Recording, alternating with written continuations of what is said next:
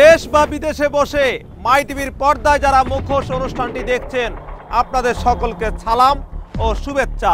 প্রথমে আমন্ত্রণ জানাচ্ছি সমাজে চলমান অনিয়ম, অপরাধ আর নানান দুর্নীতি বিষয়ক এবং ভালো মানুষের মুখোশ পরে সমাজে যারা বিভিন্ন ধরনের অপরাধ করে বেড়াচ্ছে তাদের স্বরূপ উন্মোচনে মাই টিভির আয়োজন আপনাদের প্রিয় অনুষ্ঠান মুখোশ। আর আপনাদের সঙ্গে আছি আমি এসকে লিটন। নিশ্চয়ই আপনাদের মনে আছে মুখোশ অনুষ্ঠানে মহিলা ও পুরুষ ছিনতাইকারীদের চিত্র আমরা তুলে ধরেছিলাম। এবারও ছিনতাইকারীদের চিত্রই তুলে ধরব, তবে এবারের বিষয়টি একটু ব্যতিক্রম। ছিনতাইকারীরা মরিচের গুঁড়া ও মলম দিয়ে কিভাবে ছিনতাই করে থাকে সেই চিত্র তুলে ধরব।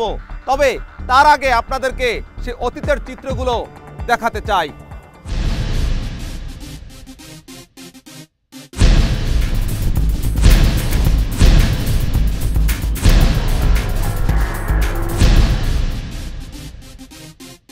গত কয়েক মাস আগে রাজধানীর বিভিন্ন স্থানে মুখোশ টিম অনুসন্ধান চালিয়ে মহিলা ছিনতাইকারীদের একটি চক্রের আবিষ্কার করেন।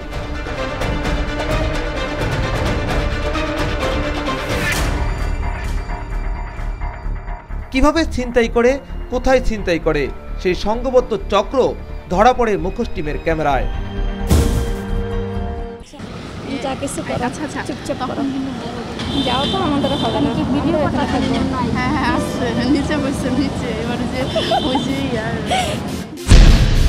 এক পর্যায়ে অকপটে সবকিছু স্বীকার করেন তারা। আমাদের সাথে আরো অনেক মেয়ে আছে, তারপরে আমাদের সর্দার আপু আছে, ওনার নির্দেশে এগুলা করি।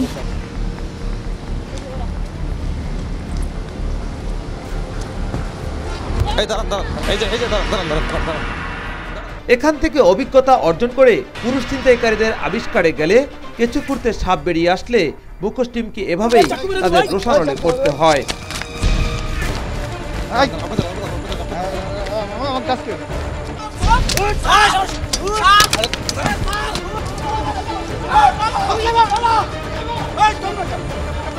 তারপর কথা বলে সংঘবদ্ধ চক্রটি। কি করতে পারছিলেন দেখছেন না? মুখটা খুলুন। না না, মুখ খুলব না, আমি ছিনতাই টাকা ভাগ করতেছিলাম। আমি হলো লোকাল সর্দার। আপনি কত টাকা পান? শতকরা কত টাকা আপনি? 50%। এয়ারপোর্ট থেকে একার গুলিস্তান পর্যন্ত।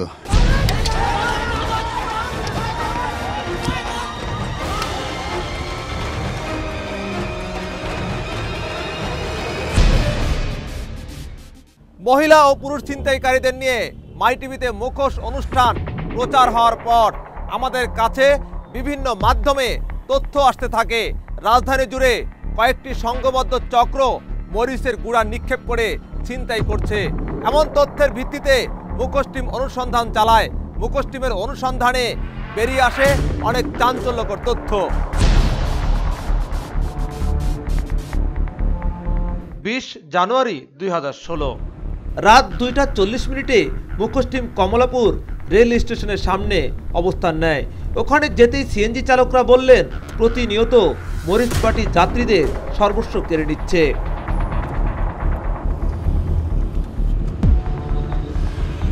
রাতের আধারে অনেক সময় দেখা গেছে যে মরিচের গুঁড়া মারে, গুল মারে, অনেক সময় মেডিসিন মারে, বা আমাদের খাদ্যের সাথে মেডিসিন খাওয়ায়। অনেক সময় অনেক পরিচিত দেখা গেছে খায়, আবার অনেক সময় দেখা গেছে যাত্রী নামাই দিয়ে আইসি চিপাকলির ভিতরে বাইরে দিয়েছে, অথচ আমার আটকা দিল। সামনে ড্রাইভার বসা আছে, দেখা গেছে পিছন থেকে স্প্রে মারফতে একটা গ্যাস মেরে দিল। তো একটা গ্যাস মেরে দিলে গ্যাসটা তো যখন ওনার নিঃশ্বাসের সাথে তার ভিতরে যায় তখন উনি আস্তে আস্তে অজ্ঞান হয়ে পরে ওনার যে কোনো এক জায়গায় ফালাই দিয়ে গাড়িটা নিয়ে যায়।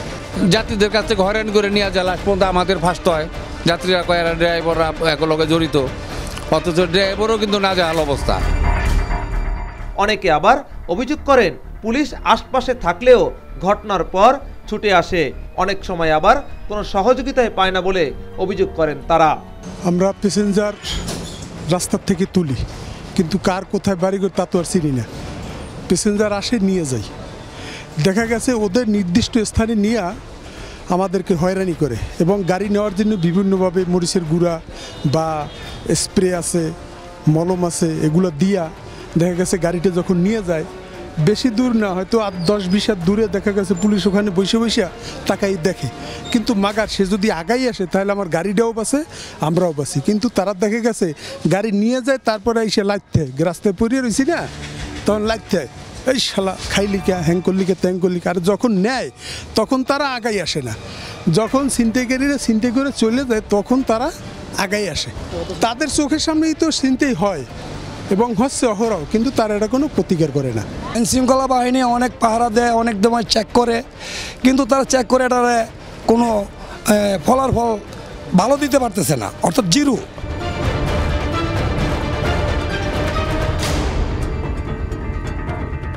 ছিনতাইকারীদের সন্ধানে আমরা চষে বেড়াই পুরো ঢাকা শহরের অলিগলি।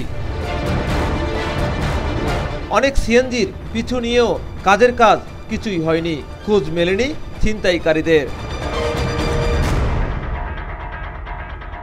এই নিয়ে আমরা যখন দুশ্চিন্তায়, ঠিক তখনই ভাগবাটোয়ারায় ঝামেলার কারণে এক মরিচ পার্টি আমাদের সঙ্গে যোগ দেয়, তথ্য দেয় যে কোনো সিএনজিকে কিভাবে ফলো করে ছিনতাই করে।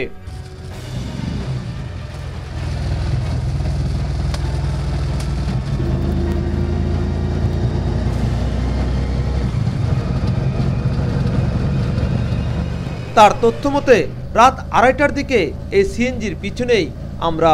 কিছুক্ষণ যাওয়ার পর চোখে পড়ে টানা হেঁচড়া করছে সিএনজির লোকজনকে, আর চিৎকারের আওয়াজ আসছিল।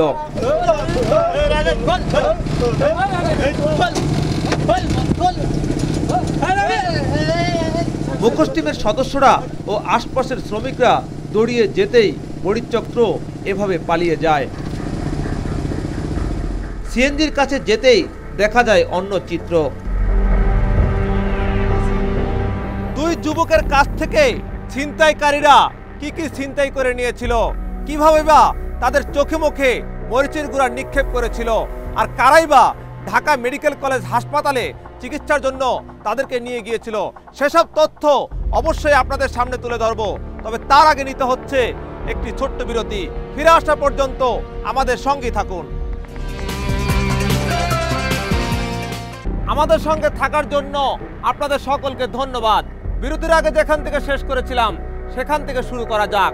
যেমনটি বলছিলাম তা হলো, দুই যুবককে ঢাকা মেডিকেল কলেজ হাসপাতালে চিকিৎসা দেওয়া হয়। তারপর কি হয়েছিল চলুন জেনে আসি ঘটনাস্থল থেকেই।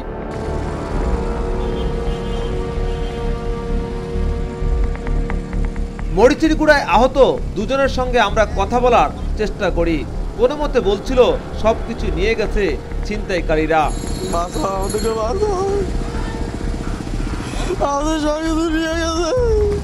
অনেক লোকের সামনেই এই ঘটনা, তারাও কথা বলেন মুখোশ টিমের ক্যামেরায়।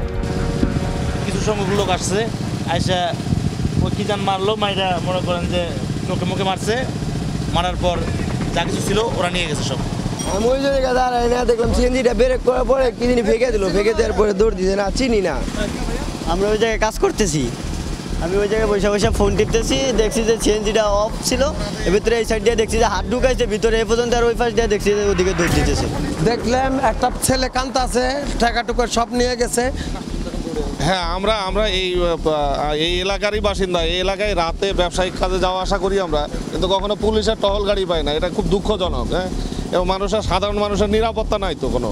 না তো পুলিশ তো দেখলাম না তো। কোনো সময় এখানে পুলিশ থাকে না তো, কোনো সময় পুলিশ থাকে না। আমাদের রাতে ডিম নিয়ে আসি। অনেক লোক জড়ো হলেও দুই আহত যুবককে কেউই হাসপাতালে নিয়ে যেতে এগিয়ে আসেনি। তারপর মুখোশ টিমের তৎপরতায় কয়েকজন ব্যক্তি রিকশায় করে হাসপাতালের উদ্দেশ্যে, আমরাও তাদের পিছু নেই।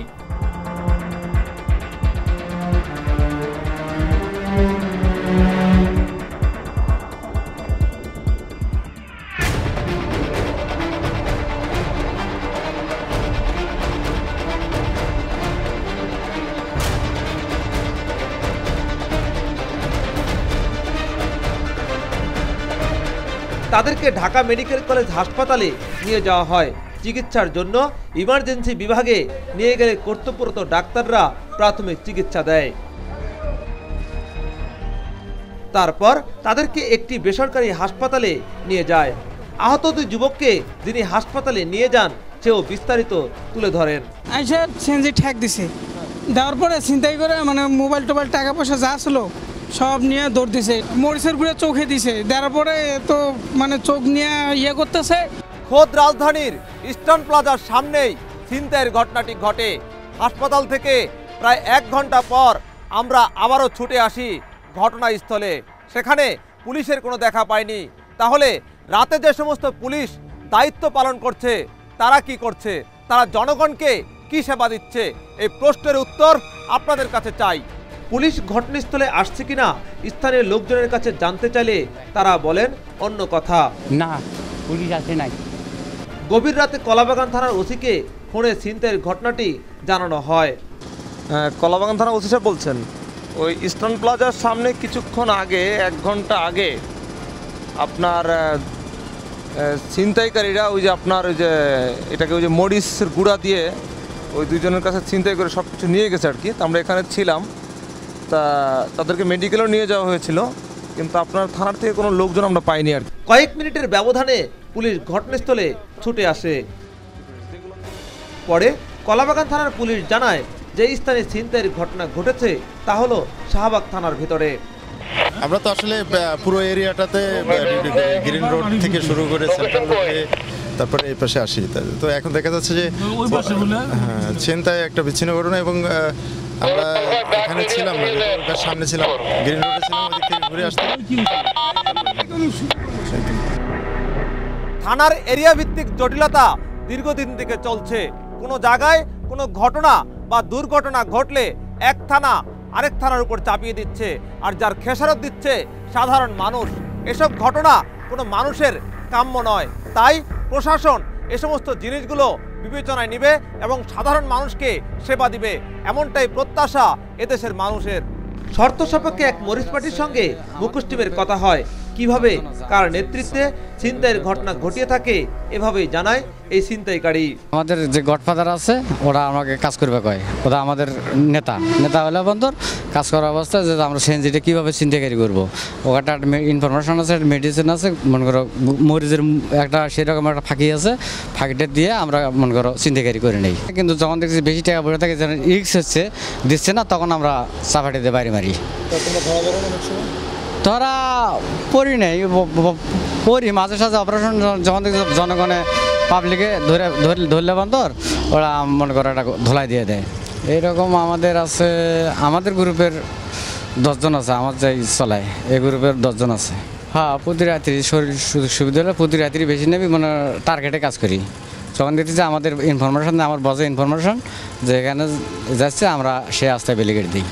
আইন শৃঙ্খলা বাহিনী দিনে তৎপর থাকলেও টহলরত অধিকাংশ পুলিশ গভীর রাতে নাকে তেল দিয়ে ঘুমায়।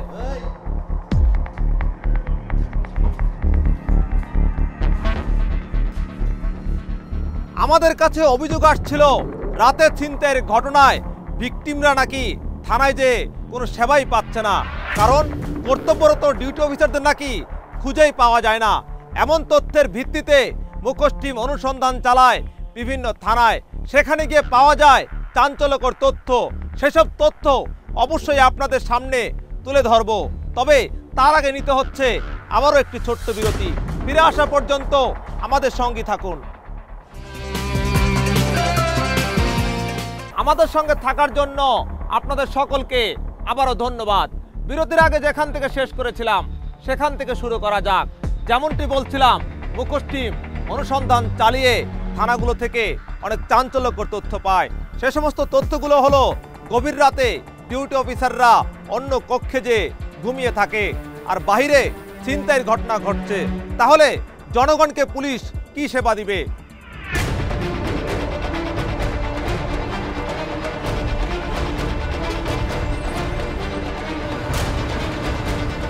রাত 2টায় মুখোশ টিম বেশ কয়েকটি থানায় ছুটে যায়। অনেক থানার আইন শৃঙ্খলা বাহিনীকেই বেশ তৎপর দেখা যায়, যা আমাদের সকলেরই কাম্য। কিন্তু কোনো থানার ওসিকে পাওয়া যায়নি, যা কাম্য নয়। থানা এলাকায় আছে।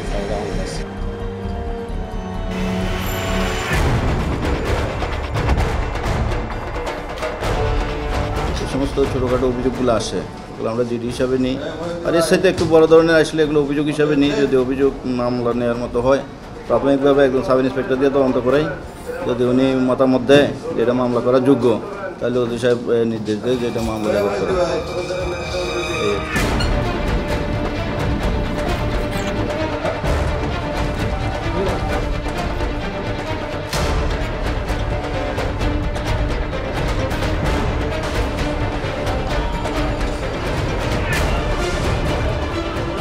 অফিসাররা ছিল তো এইমাত্র গেছে।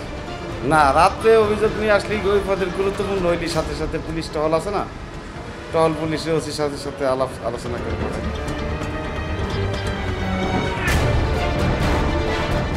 আমাদের কাছে খবর আসছিল খিলগাঁওয়ে একটি মরিচ চক্র এক ব্যক্তির সর্বস্ব ছিনিয়ে নিয়েছে। ওসির সঙ্গে যোগাযোগ করে ব্যর্থ হলে মুখোশ টিম ছুটে যায় থানায়। থানায় প্রবেশ করতে দেখা যায় লেখা আছে ডিউটি অফিসারের কক্ষ। সেখানে প্রবেশ করতেই ক্যামেরাবন্দি হয় কর্তব্যরত পুলিশ ঘুমাচ্ছে।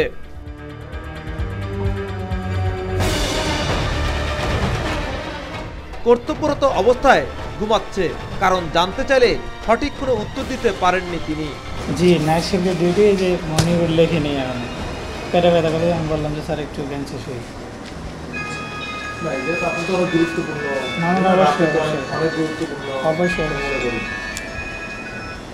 Hello sir. এখান থেকে আমরা ছুটে যাই শাহজাহানপুর থানায়। প্রবেশ করতে দেখা যায় ডিউটি অফিসারের কক্ষে ফ্যানের পাখা ঘুরছে, তবে বাতি নিভানো। ভেতরে ঢুকে একই দৃশ্য।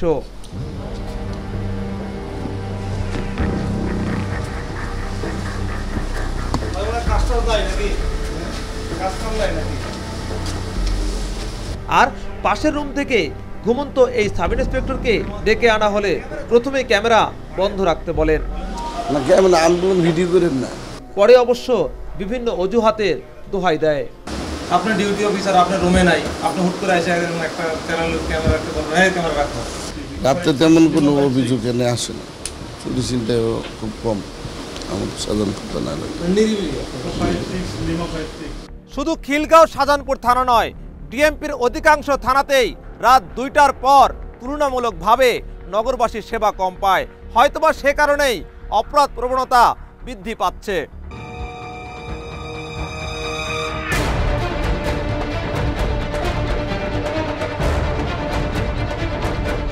বেশ কয়েকটি থানায় আইন শৃঙ্খলা বাহিনীকে তৎপর দেখা গেলেও অনেকে আবার আমাদের উপর চড়াও হতে ভুল করেননি।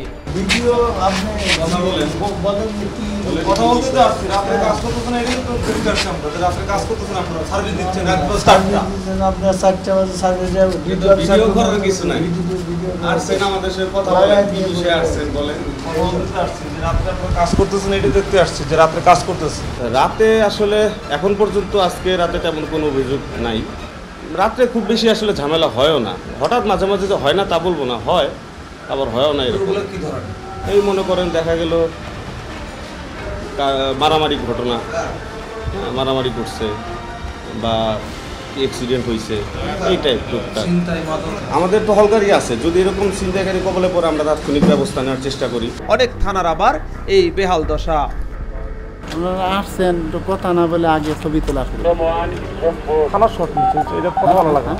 থানার শট নিচ্ছে, থানা এটা কথা ভালো না। থানা দেখুন থাকতে পারেন, এটা না থাকতে এই কথাটা আপনি মানতে নিলে আমরা কিছু করতে পারেন। খাবার খেতে গেছিলাম, ওই খাবার নিয়ে আসছি স্যারের জন্য। গাড়ি আস্তে আস্তে ওই জীবনের মধ্যে আমারও চোখ লেগে গেছে।